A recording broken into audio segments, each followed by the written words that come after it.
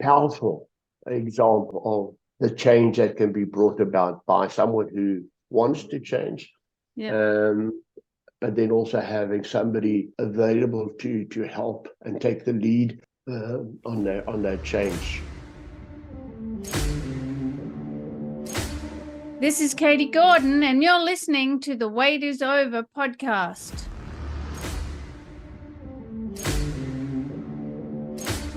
Welcome, health and freedom seekers. Sit back and relax as you come on this journey of overcoming obstacles so you can lose weight, gain health, and live the life you've been looking for. Hello, listeners, and welcome to this week's show. I'm your host, Katie Gordon, and the wait is over with Dietless Living 360 degrees. There's no recipes, food regimes, or exercise programs to follow. This is simply about how to take your life back and how to take control, because we all have a voice and we all want to forget about dieting, focus on living, and lose weight. But to do that, we actually need to create a new mindset that gets us over the obstacles and challenges, because that's what's really impacting on our weight and our health and causing habit relapse. And today we're talking to Lyle English. Welcome to the show, Lyle. I'm so very pleased that you've joined us today. Thank you, Katie, and a massive thank you for the invite to be part of the show today. Really looking forward to it, and thank you very much. So happy to have you on here, Lyle. We've been trying to line this up for a while. And Lyle, I've invited you to join us for a couple of reasons that you and I have talked about before. And I just want to share with the listeners what those reasons are. And the first is that you've done some volunteer work, and not just some, but you've been a volunteer with youth for 20 years. You were actually recognized for that when you were presented with the prestigious award, the Prince's Trust Award over there in the UK for Volunteer of the Year. And that was given to you by who was then our Prince Charles. Is that right? That's absolutely right. Yes. I was awarded the Volunteer of the Year award, and there was a big award ceremony over in London. And Prince, as he was then, Prince Charles was there, of course, because it's his charity, and he presented me with my award. So very special. A week or more, or a night that will last with me for forever. Amazing experience.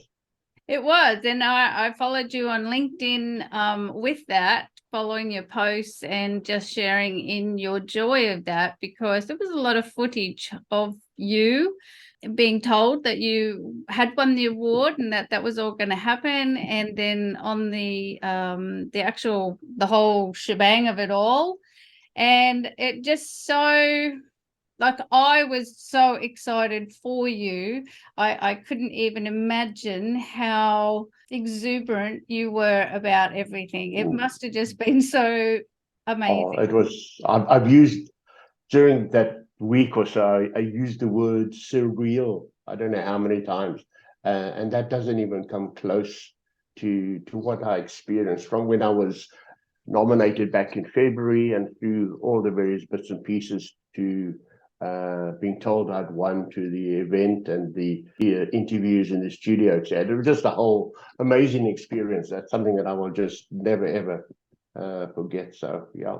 There's so much I want to talk to you about that, and we're going to come to that in a little bit, because I also invited you onto the show because you have 23 years experience as a business coach, trainer, and mentor teaching leadership programs.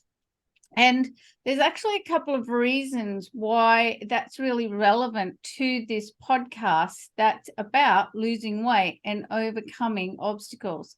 And to understand that connection, let's just talk a little bit about the volunteer work that you do and what you know about leadership and how the two actually come together, because this is the beauty of your story and everything that you know. And why I have you here today.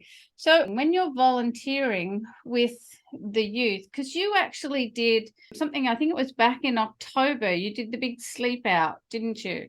What was that all about? Okay, that was for another organization, Action for Children, which is a UK-wide organization that supports families in need, young people and children who are in real need. And, it's amazing how many, just here in Northern Ireland, there are 26% of young people live in poverty. Wow.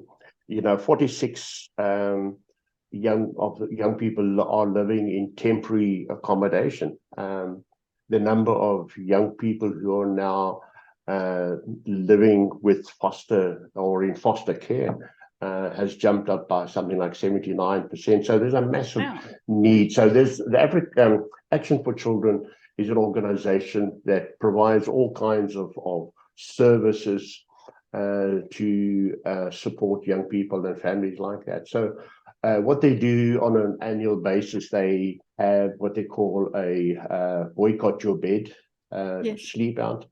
And so this year, there were 105 of us gathered up at Stormont, which is the Parliament buildings here in Belfast. And we slept rough out under the sky, under the stars. It was very cold, if I remember correctly. It was Baltic. Fortunately, it was dry, but it was Baltic. And if I slept for about half an hour, that was a lot. But it was for a good cause. And on that night, those 105 people, we raised £40,000.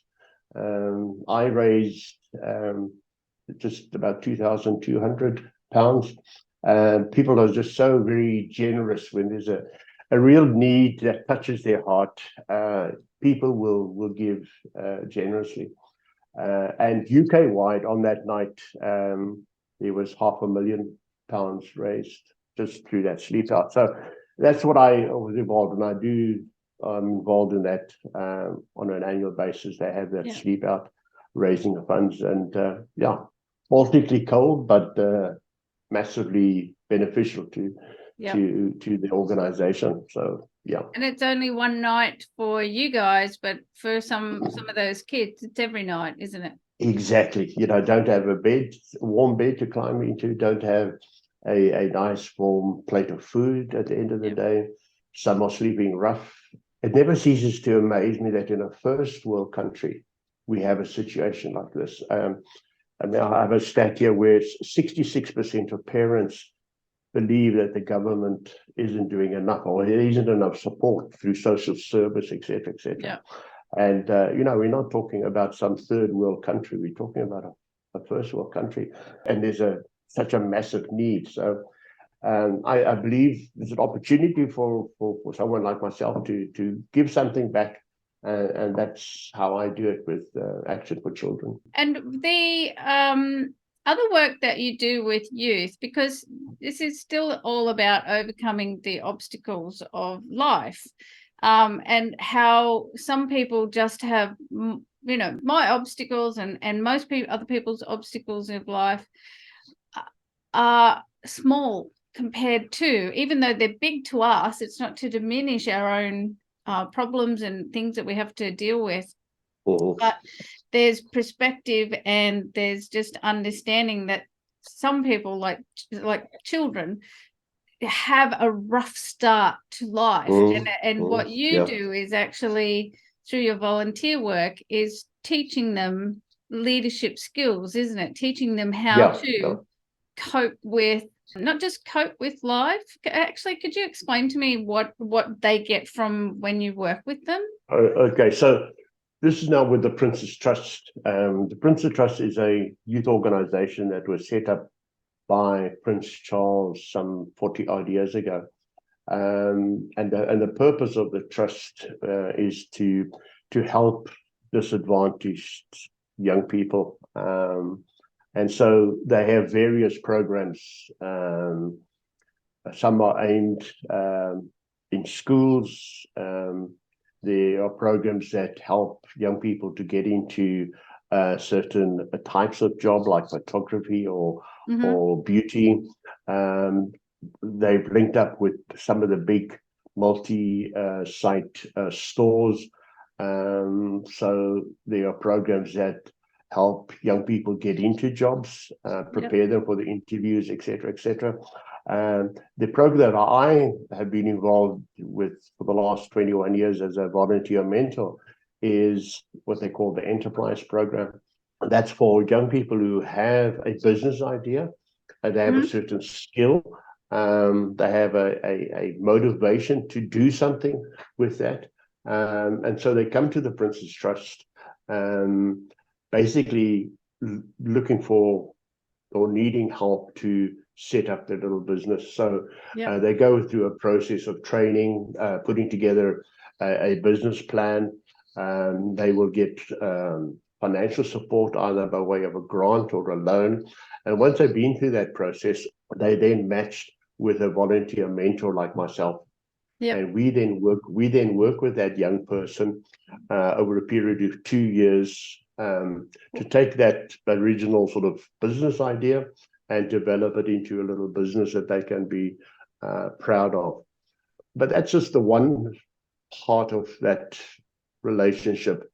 And back to your question, Katie, the other part is that young people come very often to the trust with very significant personal challenges because of their background, their upbringing, sometimes their physical situation, Yes. and then the lacking self-esteem, lacking confidence, lacking basic life skills. Yes. And I worked with a young girl who made amazing muffins just from her kitchen, but she was terrified to go and talk to a coffee shop owner to sell her muffins. And so it was giving her the confidence and skills to actually go and have that sort of conversation. Yeah. So the work that I was involved in the Prince's Trust is just helping him to develop their business idea and see that come to fruition. Yes. But also working with them in terms of lifestyle, confidence, self-esteem, and having the confidence to go out and talk and meet people and run their Yeah. business. So, and that's it's the helping. valuable skill, isn't it? Right, to have the confidence to be able to, because without the conversations, nothing's happening. Absolutely. And so it's a twofold approach. Yes. Getting the little business up and running, but then also helping them be better and do better in their personal life and how they feel about themselves. So it's amazing the difference that you can see in a young person's life. If I may just share a particular story. Yes. This young person, he didn't come to the Prince's Trust because he had a business idea. He was just needing help. So I started to work with him. And at the start, he, in his own words, said his life was a mess. He had no motivation, sorry, I get very emotional when I tell the story because it's so real. Yep. His life was a mess, no motivation, no desire to get up and do something with his life. He would lie in bed until midday, then go out drinking. He had a drugs problem. He had a police record, etc. His life was a mess. And so I started to work with him. I didn't have all answers. I brought other people in to work with him, but over a period of about a year, we got to the point where we felt that he was doing a lot better, doing better and being better. And then a couple of years later, Katie, I popped into a shop to get a sandwich for myself. And there he was with his workmates getting lunch for himself. And I could not believe the difference in this. And just by looking at him, you just a very different person, a more positive body language, smile on his face, really a happier person. And he had he changed his life totally around where he was now, motivated there, purpose. He was working, he had a job, etc. Now, yeah, I don't take all the credit for that, but that's just one example of the impact that an organization like the Prince's Trust and the volunteers can have on the life of a young person. So, Did he sorry, I did all. recognize you? He did, yes. Edward, I wish I had that moment captured on video. It was just A beautiful I moment. use a surreal word again. It was just could not believe the difference just by looking at him. He was just so different. So He'd different. stepped into having a life, hadn't he? Which he wasn't going to have before. Yeah. And Yeah. was it of his own understanding that he came to ask for that help through the Prince's Trust, wasn't it? Like he was living an unmotivated life and he recognized that, and it was he had enough motivation to come and say, help me, didn't he? Well, I think if I remember correctly, Katie, he'd been referred to the Prince's Trust by one of the agencies who had been working with him. And I think he got to the point where he realized that, I can't go anymore. I need help. Yeah. And they then pointed him in the direction of the Prince's Trust. And, turned his life around. What a beautiful story, Lyle. I'm really so pleased that you shared that with me, because that's the real gold, isn't it?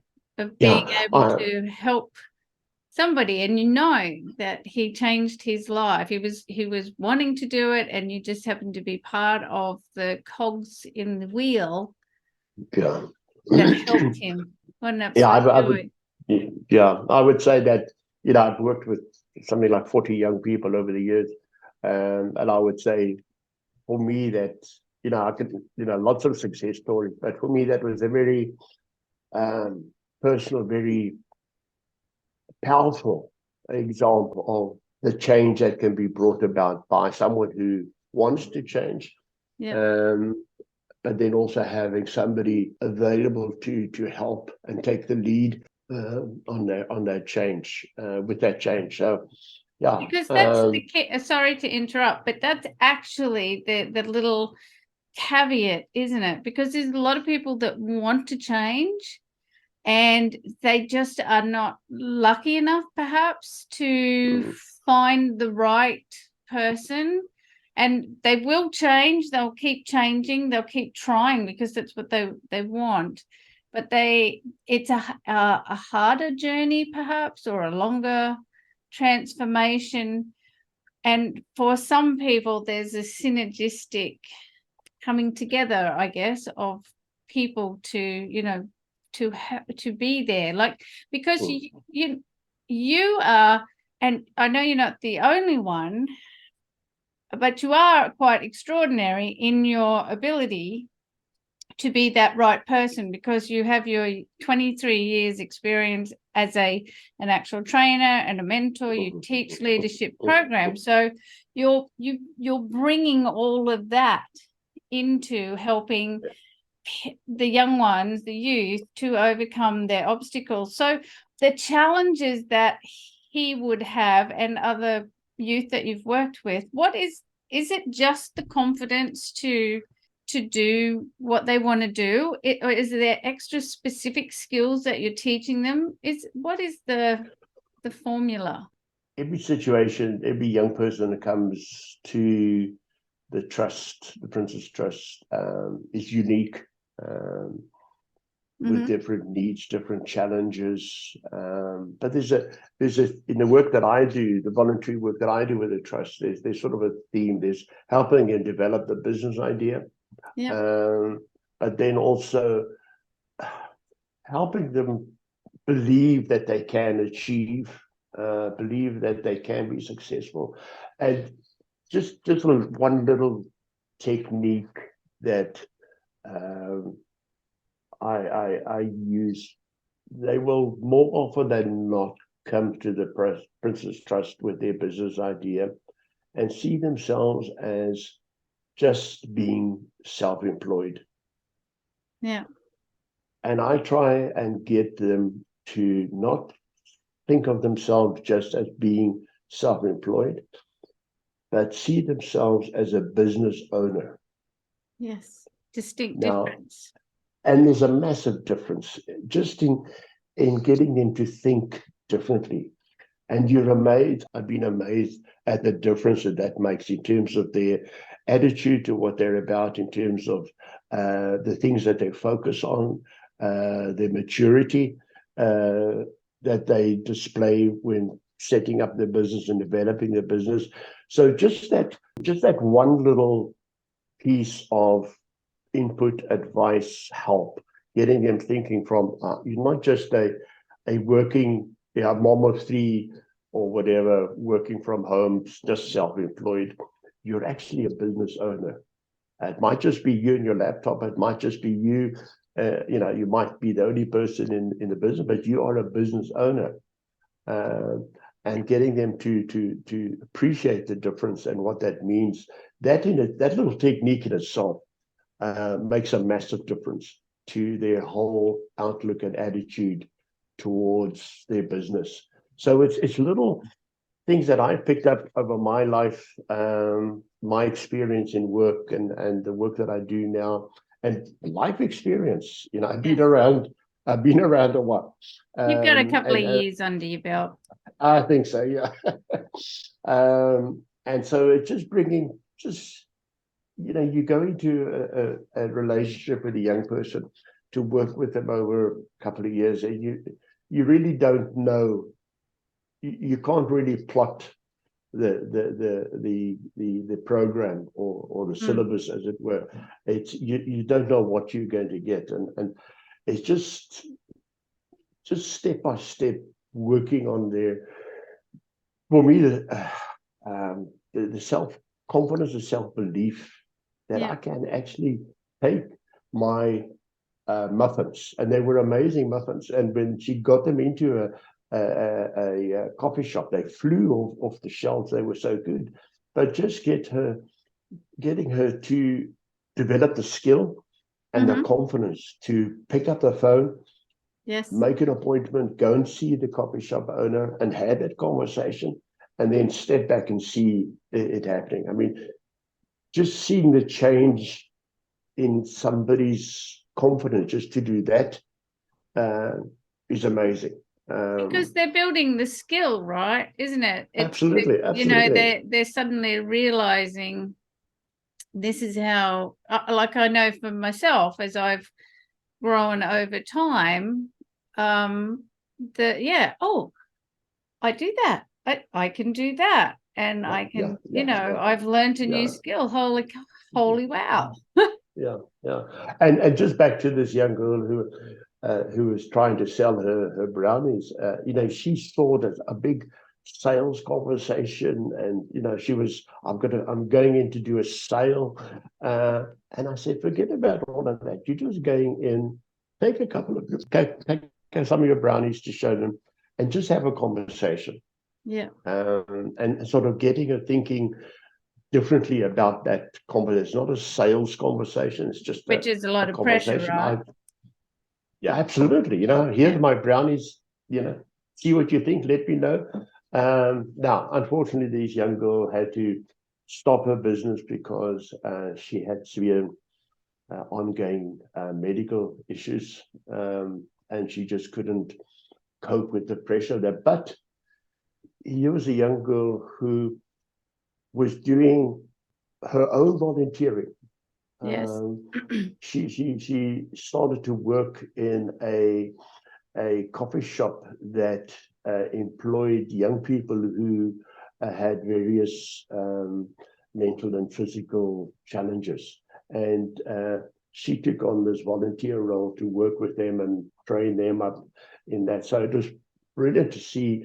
She was mentored. She had her own challenges, but she took the step to do her own support, volunteering, mentoring. And I thought that was a brilliant example of what a young person like that can do as well.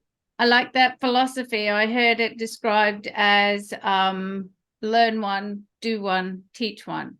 So as Yeah, you learn something, and then do it, and then the next step in that is teaching somebody else. That's the And part. she loved it. She loved it. And she appreciated the pressure of no longer having to run her business because she just physically she couldn't cope with it. But Yes. she was able to redirect her energies to something that she could add value to. So I thought that Yep. was a lovely example of what a young person can do as well.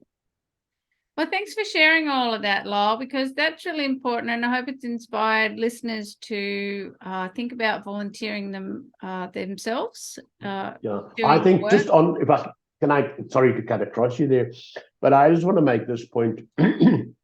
I believe every one of us has a opportunity and responsibility, obligation Yes. to somehow give something back. Now, somebody once put it, all of us can put something back. It might be our time, our talent, or our tithe. Yeah. We can all do something to give something back. And I believe that's so, so important. Well, it's true. My father, when he retired, he had been a hard worker all his life. He'd been an owner driver of a truck. And when he retired, he went straight into volunteer work. And his volunteer work was he ended up working for a organization called ADORS here in Brisbane.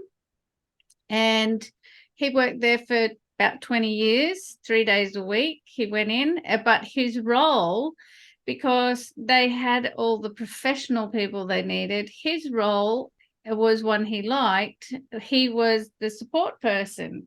He, tended the gardens, helped take them, drive them places. They needed a driver. But what he got to do, because the ADORS was actually for youth who would come in off the street, and they had it was a volunteer, like they came voluntarily, and they would spend 11 weeks living in a house, being fed and cared for and mentored in different ways by professionals. But my dad, always a man of many words of wisdom, life experiences to be shared. And because of how the role he played there, which was, like I said, just support, he got to spend a little bit of one-to-one time, just chatting with the youth and sharing his little words of wisdom. And it meant so much to him. There's a huge portrait they did of him, a painting portrait that hangs in the place, just as a tribute to Dad, because he spent so much time there. So it is, anybody can do anything. We don't have to have wonderful skills like you do. We all have something to contribute. Absolutely. Yeah.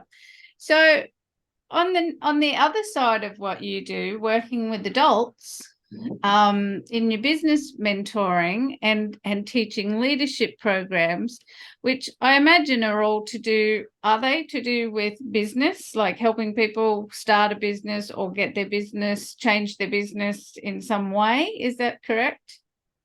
Yeah, I'm involved. What I'm about is developing leadership skills of people at different levels within organizations, public bodies, private organizations, various charities, etc. So basically, what I'm about is helping people understand what leadership is all about, what it looks like, and to develop their skills. And that can be through facilitating workshops, programs, one-on-one coaching, one-on-one mentoring. Yes. So for the last 23 years, that's what I've been involved in. And it spills over into the work that I do with young people, just to, show leadership, take a lead. And yeah, so it sort of covers a wide spectrum of areas. Have you been able to marry the two up? Like, have any of your youth that you've worked with ended up joining with any of the organizations that you've worked for? Not me, maybe directly, Katie, because the work that I focus on is helping a young person develop Their own business. their Yeah. business idea. Yeah. And some have actually gone. There was one person who took on a franchise for cleaning car engines, and he took on 2 or 3 staff. Yeah. So my support for him uh, developed into what does it mean to lead? How do you get your team on board? How do you get them motivated? So introducing him to certain leadership skills and what does that Yes. mean and what does that look like? So that was an interesting development in my work with him, not just setting up his business, but say, Yes. okay, you're the boss now. So what do you Now do? How do you lead. do it? And that how do you lead Yeah. and get your people on board? So, but What's the biggest obstacle do you think that your business owners have, or companies, that so when you go to work with them, because I'm all about the obstacles, obviously, and it's just we have so many challenges in life and things, hurdles that we have to get across. And what is it? Is there a common thread, a common theme, or a common? Yeah, I see it all over, Katie, at whatever type of organization, at whatever level, whether you're a team leader or a middle manager or CEO or a part of the senior leadership team, is people getting stuck in the doing, in the Yes. day-to-day operation. I I talk about leading, managing, and operating. Mm-hmm. And that it's very different. Operating is the doing, getting your hands dirty, getting stuck in to do stuff. Uh, Management is about planning, organizing, controlling, monitoring, etc. Leading is about thinking about the future, having a clear vision, understanding what success looks like, and then getting the troops around you to help you achieve that. Uh, and it's helping people understand the difference, Yes. and it's helping people understand that it's spending time in that leadership space, doing leadership, is where you create the most value.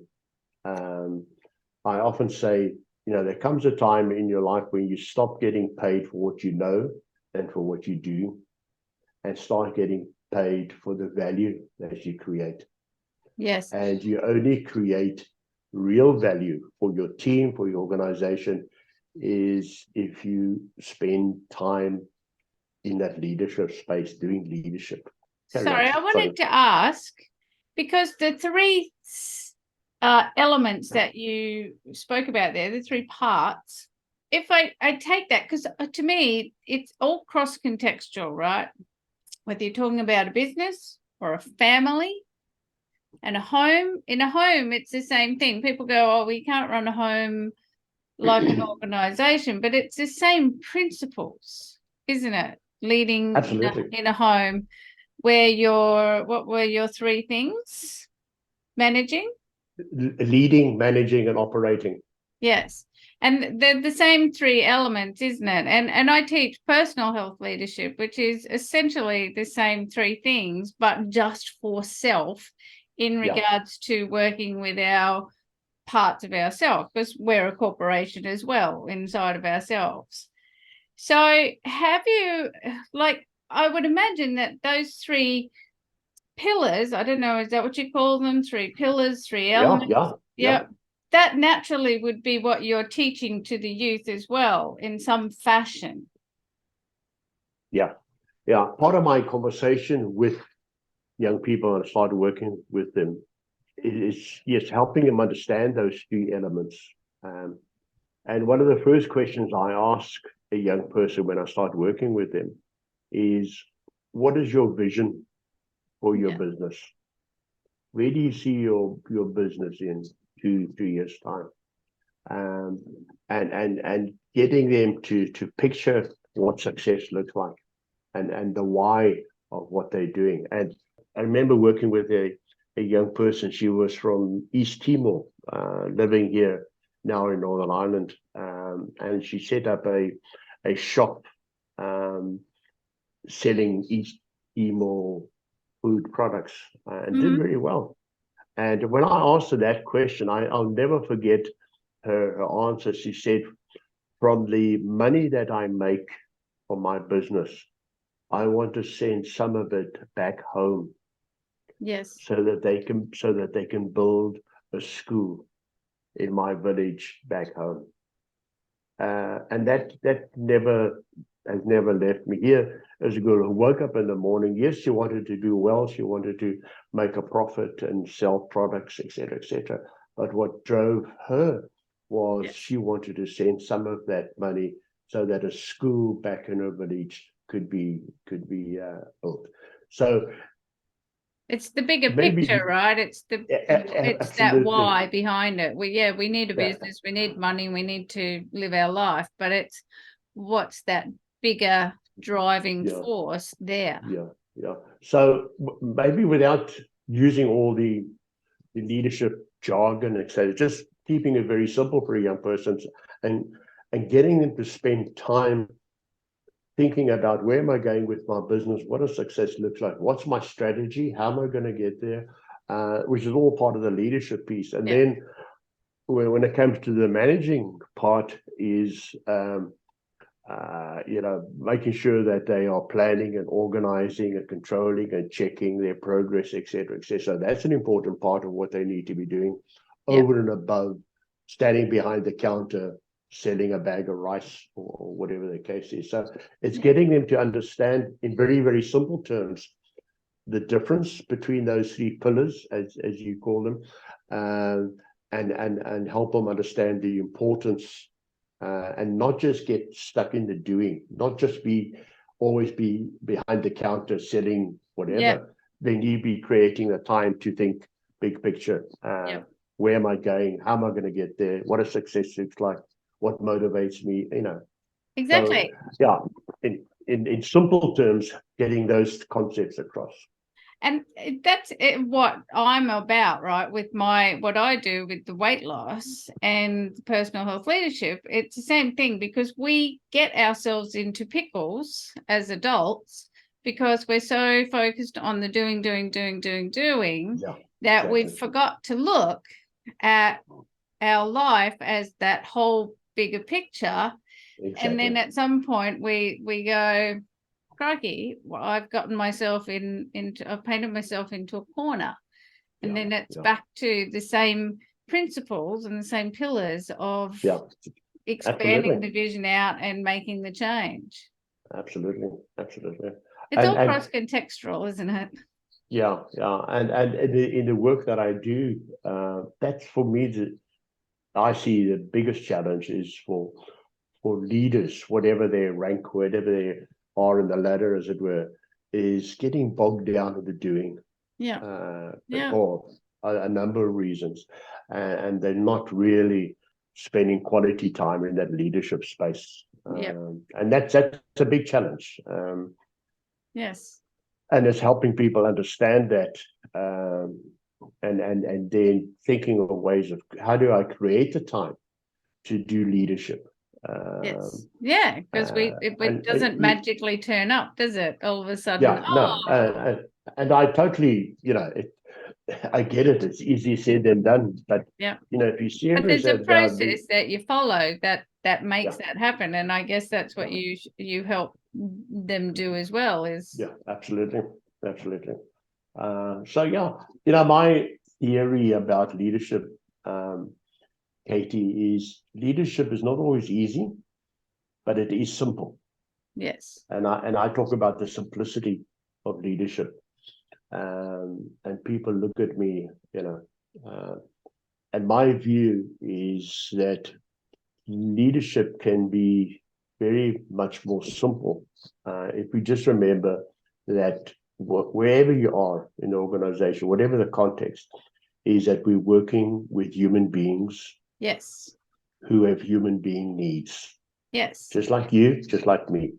We Yes. want to be listened to, listen to me, involve me, recognize me, appreciate me, ask for Understand my me. opinion, ask about my family, all Yes. those human beings. Now, if you were my boss and you did those sort of things to me, hey, you'll find me an absolute pleasure to be part of your team because you've treated me as a human being and Yes. met my human being needs. Yes, you need a leadership toolkit because there's no such thing as a perfect boss or a perfect team or perfect No. organization, and you need those leadership skills, that toolkit.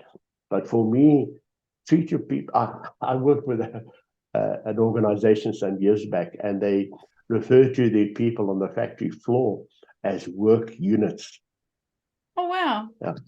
Now imagine waking up in the morning and I'm just a work unit.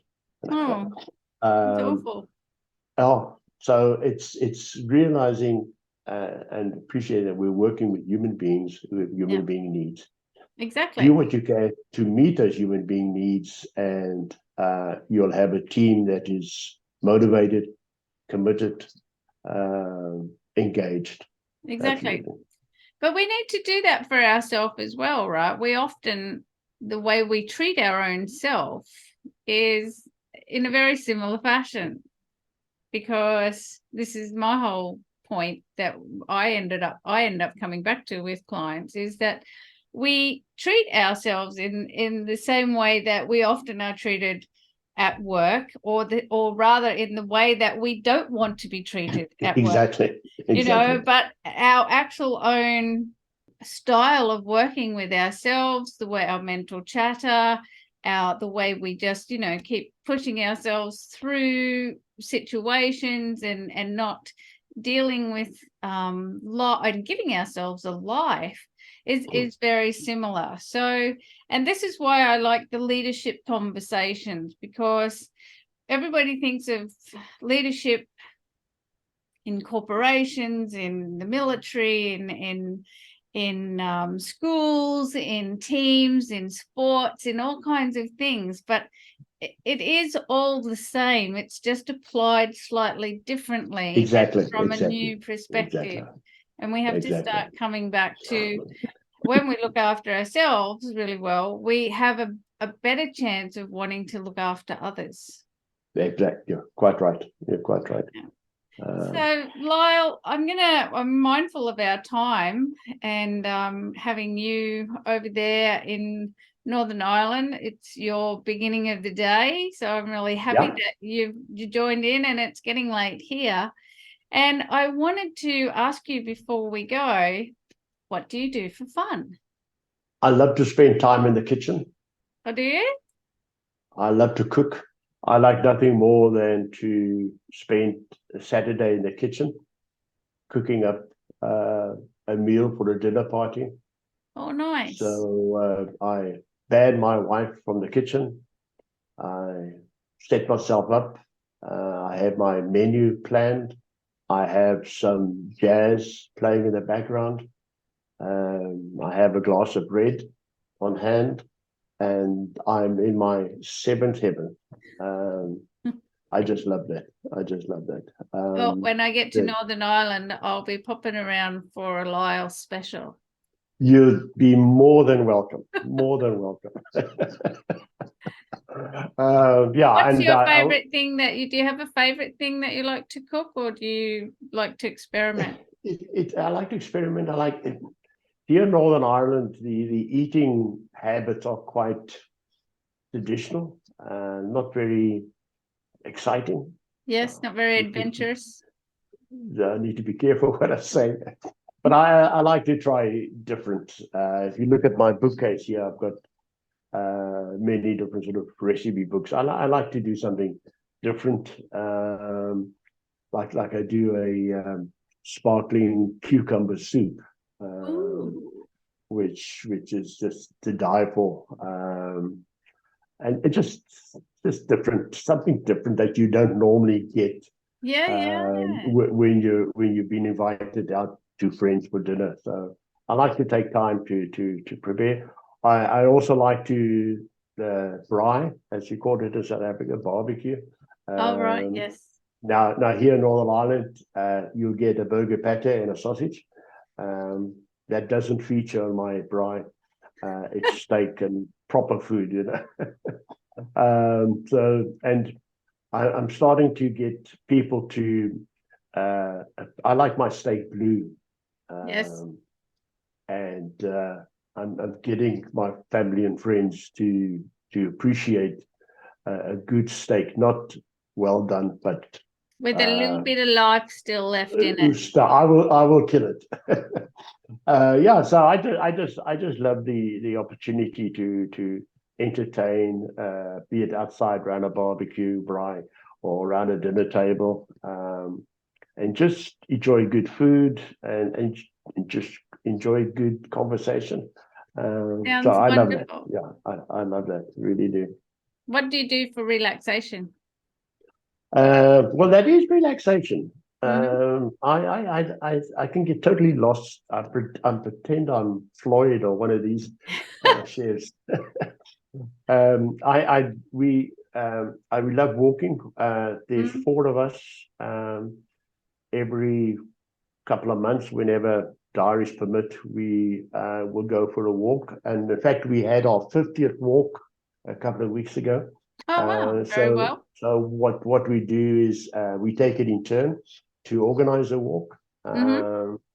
and we start off by having a big Ulster fry, a big breakfast, and then we go for our walk, and then we come back and find a little drinking spot and have a beer and garlic fries. That's the sort of tradition. And then in the evening, we will either go out with our wives or go to somebody's home. So that's a great That way sounds of. delightful. Oh, it is amazing. How many turn It's up? there's four of us. Oh, how wonderful. That and it's great. And we've had some great walks. And it's just a nice way of enjoying the amazing scenery here Yep. in Northern Ireland, getting fresh air, enjoying each other's company, and enjoying good food, and then involving the wives at the end of the day. So. And then the other thing I enjoy is I've got two grandchildren, Joseph, who's 15, Hmm. and Eliza, who's 9. And we normally have them on a Thursday afternoon. Oh, So lovely. they're a bundle of joy.